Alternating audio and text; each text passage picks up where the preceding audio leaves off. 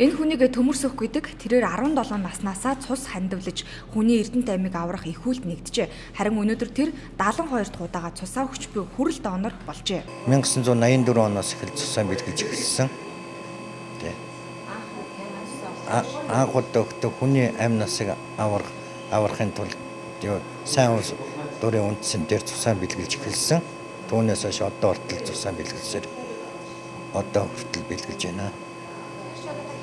Одоо 33 17-д гэсэн үг шүү дээ. 17 наснда тэ.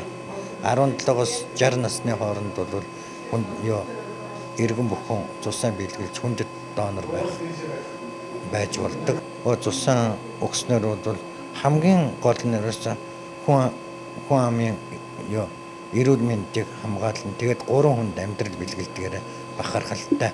Өөрт бол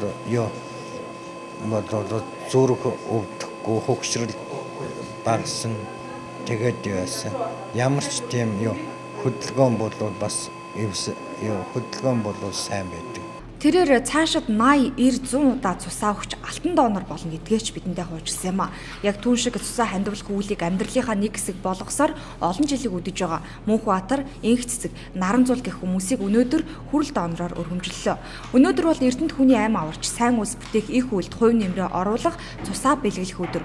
Энэ өдрийг сар бүрийн 3-нд зохион байгуулдаг юм а. Тэгвэл энэ өдрийг зохион байгуулдаг болсоор цусны донорын тоо нэмэгдсэн гэх таатай мэдээг цусны төвөөрхөн өглөө. За дооны тоо 2000 одоо 12 оноос бид нар 15 он хүртэл ингээд 3 жил тийм ээ 13 14 15 оны яг үзүүлэлтийг ингээд аваад үзвэл 12 онд байсан үзүүлэлтээс 35%-аар өссөн ийм сайн үзүүлэлттэй байж байгаа. Өнөөдрийн байдлаар улсын хэмжээнд 130 мянган донор байна. Гэхдээ үүний 600 гаруй л тогтмол идэвхтэй цусаа өгдөг байна. Сар бүрийн 3-ыг цус өгөх өдөр болгосон нь үр дүнгээ өгч эхэлжээ. Зөвхөн өнгөрсөн сард л гэхэд 3100 хүн тус төвд цусаа өгсөн байна. Өөрөөр хэлбэл 7 хоногт 100 хүн цусаа бэлгэлжээ. Мөн албан байгууллагууд сар бүрийн 1 өдөр цусаа тогтмол өгөх өдрийг ч зохион байгуулдаг болжээ. Ерөнхийдөө улс их л холбогдтой юм байл л дээ. Нэг хүний цусаар 3 8-ыг аварна гэдэг. тэрийг унсаас л өгөхгүй явж байна л да. Та өмнө нь цусаа өгчээгүй анх удаа өгч. Үгүй анх удаа. Гэхдээ би хаалгаанд орохгүй цусаа бүлгээ тогтоолох чад дэргээ явах гэж байна. Цусаа өгөх нь юу шаардлагатай байд юм бэ? Өөрийн зүгээс юу бэлддэг юм бол? Ерөнхийдөө бүтэн нойртой. Тэгээд өөрийгөө эрүүл гэж бодож байвал өрөөндөө өгч болдог.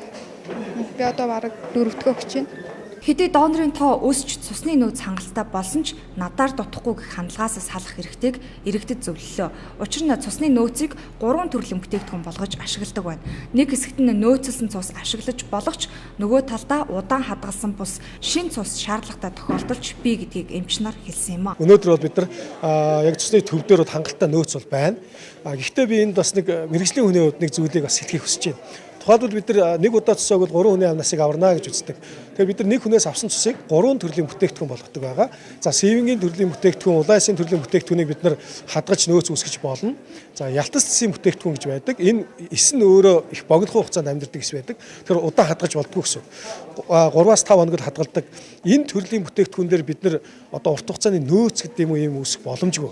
Тэгэхээр бид нар өдөр болгоно нэг 100 орчим донороос цус өгдөөж байж энэ одоо бүтээгдэхүүний нөөц өөрөөр хэлбэл эмнэлгүүдийн захиалгыг хангах боломжтой болдог. Эмч нарын зөвлснөөр та донор болсноор цаашдаа цус идэвхтэй түлжин цусны урсгалд шин эсүүд орох замаар бодисын солилцоо идэвхждэг байна. Мөн цус шингэрч зүрхэнд очих ачаалал багасах зэрэг таны эрүүл мэндэд олон сайн үр нөлөөтэй болохыг санууллаа.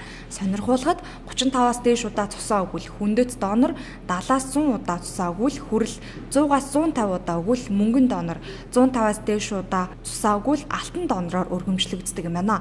Харин Монгол улсын хувьд 1200 хүндэт донор, 60 гаруй хүрэл донор, 20 гаруй мөнгөн донор байна. Одоогоор Бум Эрдэнэ гэх залуу 182 удаа цусаа өгч алтан донороор өргөмжлөгдөжээ.